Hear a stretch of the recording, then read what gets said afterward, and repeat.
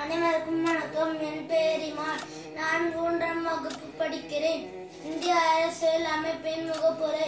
இந்திய மக்களாகிய நாம் இந்தியாவை ஒரு இறையாண்மை வாய்ந்த, சமதர்ம, நெறி சாய்ந்த, மதச்சார்பற்ற மக்களாட்சி குடியரசாக அமைக்கவும், அதன் குடிமக்கள் அனைவருக்கும் சமுதாய, பொருளாதார மற்றும் அரசியல் நீதியும் சிந்தனை வழிபாட்டில், நம்பிக்கையில், பற்றாரத்தில் மற்றும் வழிபாட்டில் சுதந்திரமும், தகுதி நிலையில் மற்றும் வாய்ப்பில் சமத்துவமும் உறுதியாக கிடைக்கச் செய்யவும், தனி ஒருவரின் மாண்புக்கும் நாட்டின் ஒற்றுமைக்கும் ஒருமைப்பாட்டிற்கும் உறுதி அளிக்கும், சகோதரத்துவத்தை அவர்கள் அனைவருடைய வழக்கமும் விளிமை முறைமையுடன் உளமாற உறுதி பூண்டு 1949 நவம்பர் 26ஆம் நாள் நம்முடைய அரசியல் சாசன நின்ற சபையில் இந்த அரசியல் சாசனத்தை ஏற்று சட்டமாக ஏற்று